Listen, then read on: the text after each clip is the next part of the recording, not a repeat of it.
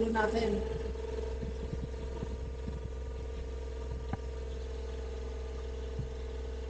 Ano pa rin bakit? Bayad na ba tayo? Okay na tayo.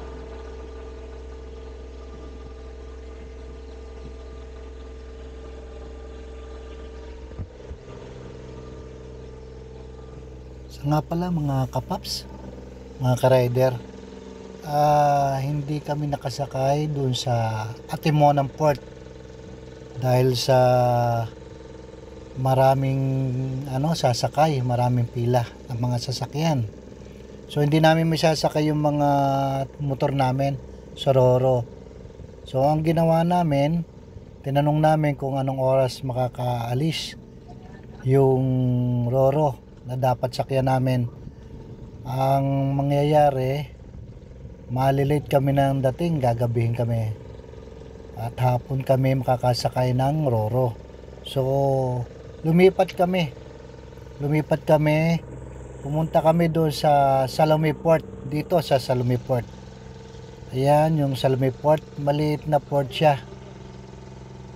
Dito kami sumakay sa almost maliit na bangka. Hindi siya Roro, hindi siya barko. Lansya siya na malaki. So tatawid siya ng Quezon Island, hindi doon sa Alabat, Quezon. Mas malapit ito doon sa destination namin, sa pupuntahan naming beach. Ayan, dito tayo nakasakay dahil maraming pasahero doon sa Atimonan Port.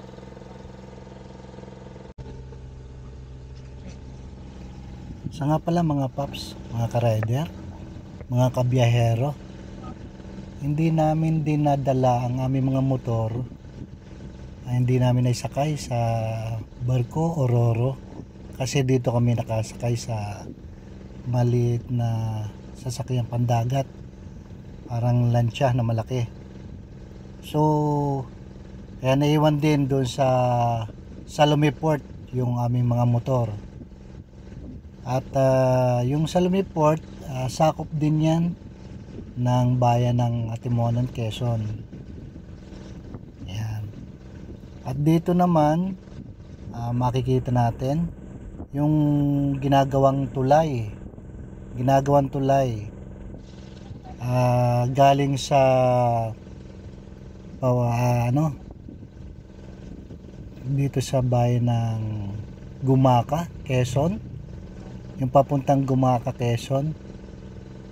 Ayan yung tulay na ginagawa patawid ng Alabat Island, Quezon, tsaka Perez. Ayan yung ginagawang tulay. Yung kabilang dulo ng tulay dun sa may Gumaka, patawid siya ng Alabat, Quezon at Perez, Quezon. Ayan, pag nagawa yung tulay na yan, pwede nang hindi sumakay ng Roro, pwede nga magdala na kayo ng sasakyan, patawid sa isla ng Alabat, Quezon at Perez. Ayan, mas madali ang biyahe. Ayan, pwede na kayong hindi barko, magroro or maglansya, magbangka, patawid sa isla. Ayan, nadaanan natin yan, yung ginagawang tulay. Pag galing ka ng Salome Port papuntang Quezon. Ayan, mahaba yung tulay na yan na ginagawa.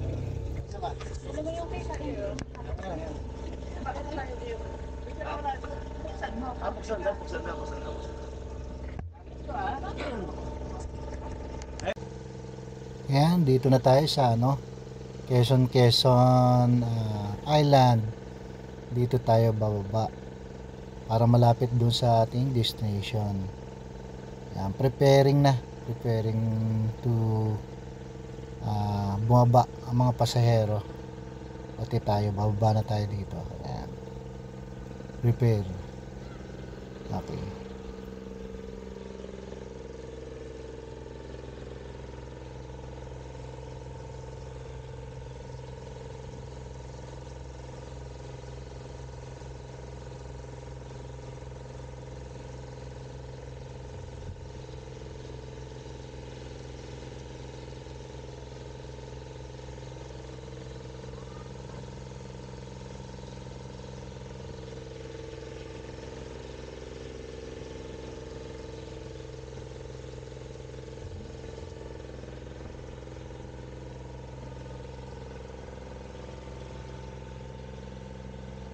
magkakasama pala sila kanina ng nine.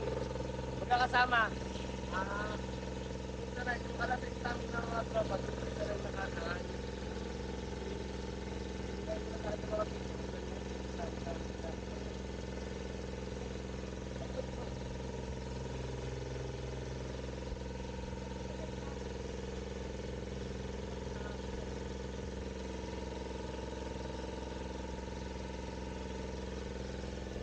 Dito pala sa itaas na bangka na nasakyan namin, hindi pala pwedeng bumaba rito sa taas.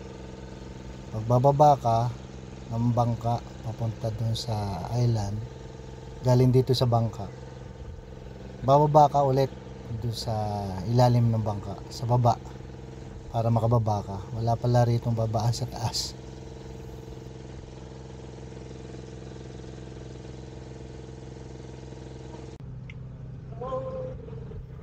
Ito, bababa na tayo sa port ng isla ng Quezon, papunta dun sa ating destination resort. Ayan. Dumating kami rito, so alas 12 ng tanghali. Alas 12 na ng tanghali yan. March 23, 2024. Yan, pababa na kami. So ayan yung loob ng sinakay namin. Ayan. Yung ibang kasamahan namin nauna na. Kami nila yung susunod. Sasakay kami ng tricycle simula rito sa pinabaan namin port ng Quezon Island papunta ron sa resort. Magta-tricycle na lang kami. Okay. Dami pasahero.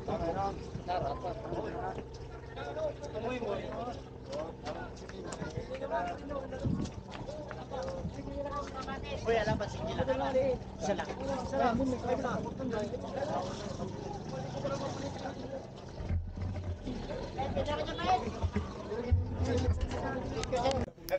Ayan guys, mga paps, mga ka-rider, mga kabiyahero, nandito na tayo sa destination natin, sa Nanay Santas Garden and Beach Resort sa Quezon and Alabat Quezon Island. Ayan, Quezon Island at saka Alabat Quezon Island. Ayan. Pasok na tayo. Check natin yung ating tutulugan. Ayan. Ayan yung mga kubo-kubo, mga room na ating tutulugan. Meron din the second floor. Ayan. Maganda yung place. Maganda dito. Ayan o. Solo natin to. Itong resort ngayon. Ayan. Walang ibang tao kundi exclusive para sa atin. Okay guys?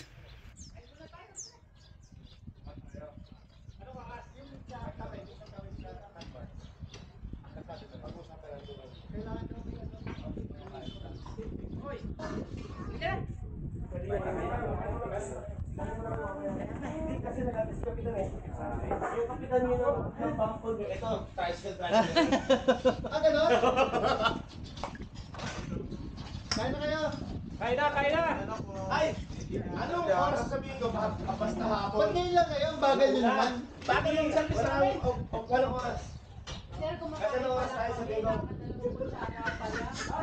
Kain na! Ako kain ba kayo kanina? Lumabas ako, sabi ko, ilaw naman, bakit brown out din pala solar lahat? Maghanapin kape. Ayan, ito po yung day 2 ng ride namin dito sa Alabat, Quezon. At day 2. Ayan, March 24, 2024. Dito sa resort, tinuluyan namin Quezon. Ayan, Island and Alabat, Quezon Island. Okay, pasyal tayo muna. Umaga ngayon, iikutin natin itong buong paligid ng resort.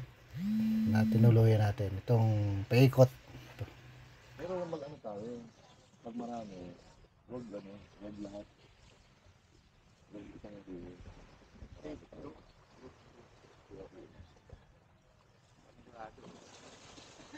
marami,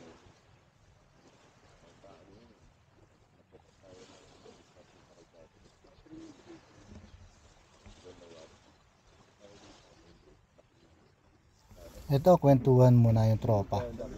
Kwentuhan muna habang naghihintay ng bangka. Patawid kami ng sandbar. Naghihintay kami ng oras pagdating nung sundo naming bangka. Galing dito sa resort, papunta kami sa sandbar. Hintay muna ng bangka. Habang nagkakape at nagkukwentuhan. Tapos, 3% na nga lang na Luzon after New Year. Papuntang Pulong Pasig Sandbar. Pulong Pasig Sandbar. Yan. Pero make Ito sure tayo natin, dyan. kasi may mga magre-register dyan eh. Make sure natin na madadaan. Nakakaulan lang. Tatlong ilog pa. Saan tayo sasakay ng bangka dito? Or sa ano rin? Malinaw kaya yung isa. Pagkatapos ka ng Level 2 yung dito. Pero pag pauwi ito, Doon pa rin. Si 6:30 na yun. Saan kayo bangka? 7. Ah, 7? Inano ko lang kayo na 6:30 ba? level 2, sulit na eh. Mag-google ko sana ako kanina. Brown out ng internet. Nagka yung higaan ko ano eh, dito. Dito si Tapadig sa si Bombay. Yung ano nagaganin no, yung ano title, yung hilik eh. Nagbabawas pa lahat. Orchestra tapos Dolby 5.1. tapos si Bombay nag-sound pa ano yung pampatulog, di ba? Yung pampatulog. Para ka rin nakamotor mo Pampakalma. eh. Oo. All the way. Yung pampakalma niya. Full volume, hayop na yan. Pinatay ko. Gumising, pinatay ko muna. Hindi na to.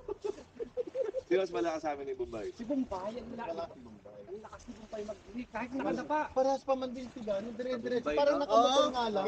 Experience ako yan sa Davao eh. Lumas ako ng room ng hotel eh. Natulog ako sa lobby. Katabi ka sa room ng Bombay eh. Ang lakas ni Bravo mag-ilis si Bombay. Bago ako matulog kagabi, naririnig ko na. Ano lang yung damo yun. Bulaklak. Alas daw yun pag nagbitaw mo. Kaya pa, naglulugog-lugog pa eh.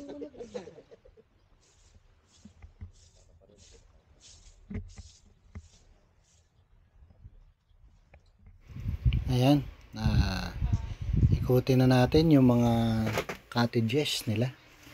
Dito sa paikot ng resort. Okay. Ayan, maganda rito. Relax na relax. Tahimik. Ayan. Tahimik kasi kami lang ang tao ngayon dito. Ayan. Mapuno. Malamig ang hangin. Ayan. Sariwa ang hangin. Ayan. Iikutin natin. Yung buong compound ng resort. Yung mga cottage. At saka mga place niya. Subukan nating upuan lahat, yung mga upuan nila. At baka maganda magpa-picture doon sa mga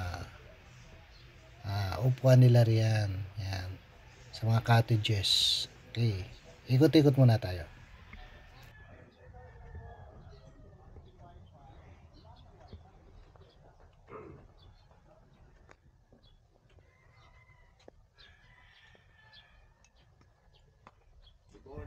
(6:30 ng umaga nga pala ngayon, March 24, 2024. Gumising kami na maaga para papunta doon sa Pulong Pasig Sandbar. Yan.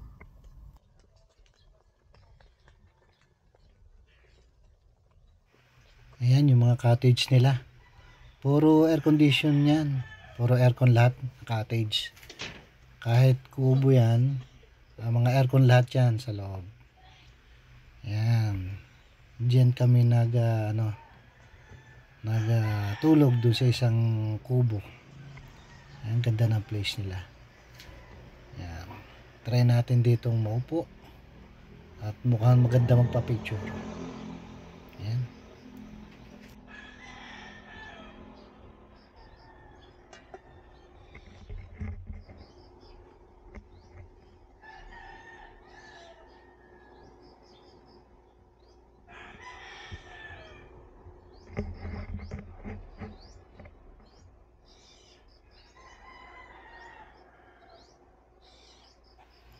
O, di ba? Magandang magpa-picture diyan.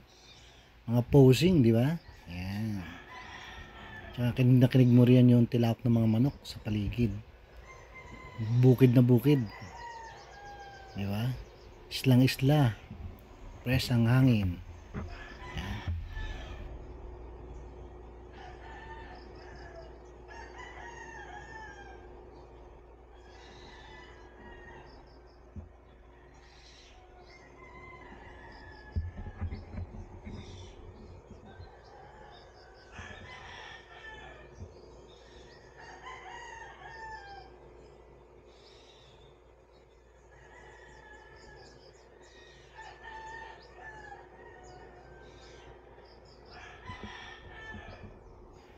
Ayan, lipat naman tayo ng pwesto.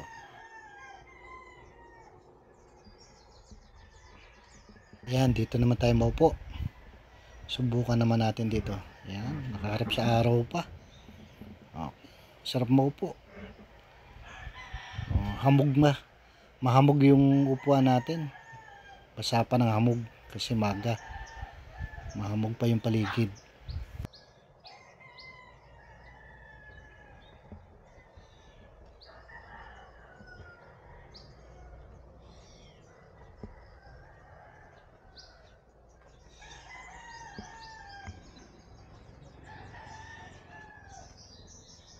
Ay, labas naman tayo ng compound. Tingnan natin yung labas ng compound. Kung ano meron ngayon sa labas. Ngayong maga. Marami daw dito nagtitinda ng mga isda. Pag may huli yung mga manging isda.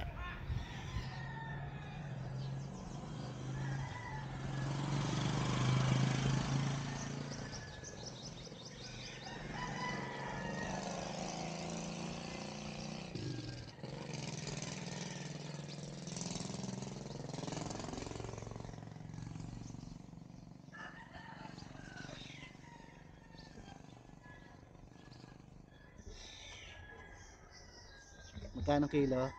Hindi po tinibenta. Ay, binibenta. Pangkain, panluto.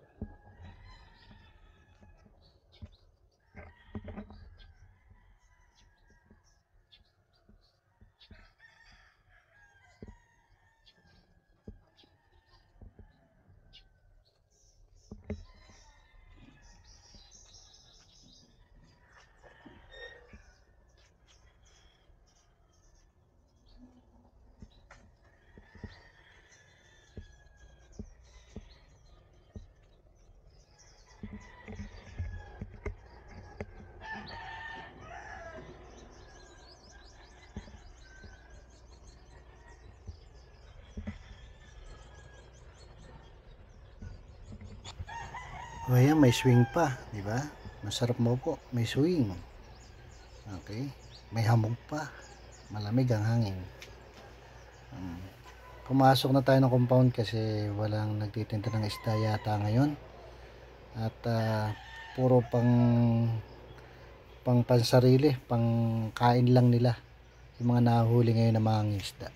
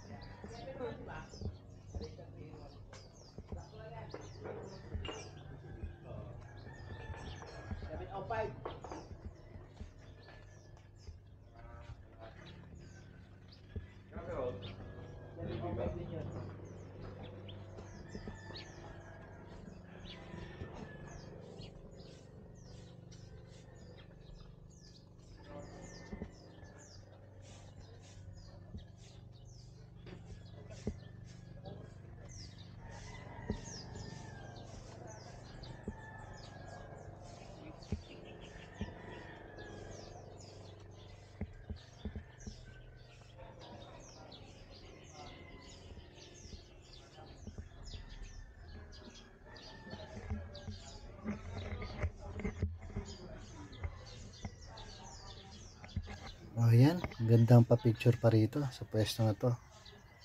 Yan. Pwede kang matulog diyan sa loob. Pwede kang tumambay. May mga upuan, may higaan diyan sa loob na yan.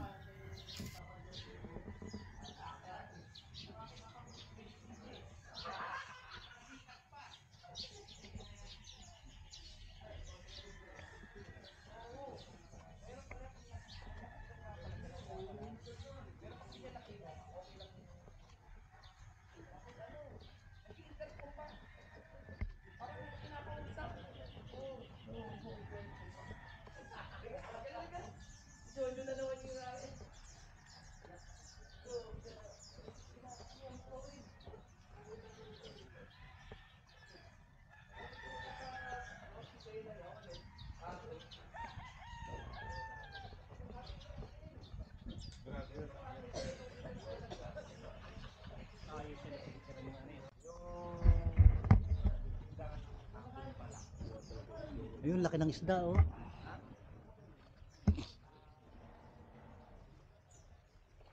Laki na na.